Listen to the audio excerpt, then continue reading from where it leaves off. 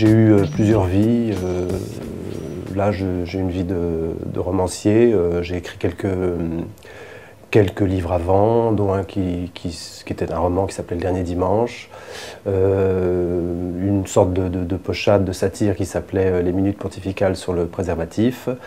Et un premier essai publié chez Mille et une nuits qui s'appelait Rapide essai de théologie automobile. J'essayais de réfléchir sur la bagnole, c'est sacré, enfin la bagnole comme religion, quoi.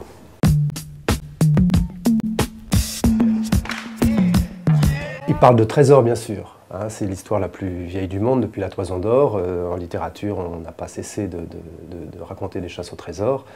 Et je pense que c'est le sujet finalement le plus brûlant, en particulier de notre époque, parce que la richesse, on ne parle que de ça, on ne parle que d'argent, tout le monde est après un trésor, personne ne veut le partager, les riches comme les pauvres, enfin on est vraiment tous là dans une espèce de folie du trésor, et on ne veut pas en plus, on ne veut pas courir les risques qui vont avec la recherche du trésor. Donc moi dans ce roman, j'ai voulu rappeler que on ne va pas à la conquête des trésors sans certains risques, et qu'on les assume, et si on ne veut pas les assumer, on change de trésor, et on trouve peut-être des trésors qui se partagent.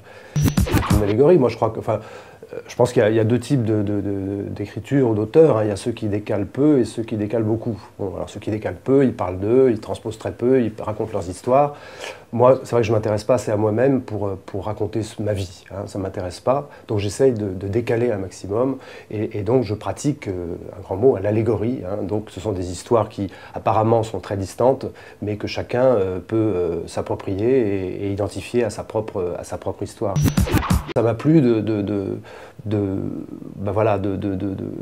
prendre une sorte de galerie de personnages un peu dur à cuire, vous voyez, qui se la laissent pas compter, et en même temps avec beaucoup d'humour, qui ont beaucoup d'humour. Parce que je pense que là aussi, la littérature, elle n'est pas là pour faire de la morale. L'expression littéraire de la morale, pour moi, c'est l'humour, c'est le rire. Harpagon, Molière ne dit pas qu'il est méchant, Molière le ridiculise, et ça suffit. Hein, et je crois que c'est un peu ça la différence entre la littérature et la philosophie, ou la littérature et la morale. Hein, c'est qu'on suscite des émotions qui tiennent lieu finalement de jugement moral. Donc après, on en pense qu'on en veut, mais enfin, une fois qu'on a rigolé, c'est plus pareil. Hein, et je crois que c'est pareil aussi, l'humour c'est très important, pas seulement pour qu'on rie des méchants, mais pour qu'on rie de nous-mêmes, parce que on est traversé de défauts, on a des qualités et des défauts, et on a chacun nos travers, et c'est important de pouvoir rire de ces travers.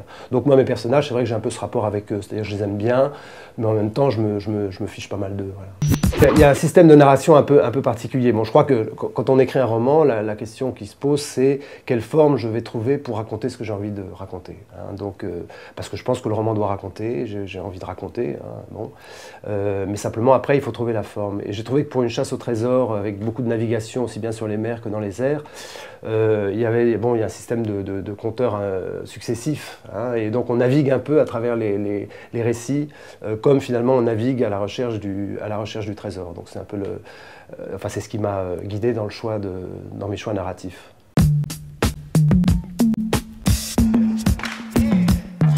Pourquoi je vais le gagner? Parce qu'il y a une dédicace. J'ai dédié le livre aux fils de leur père.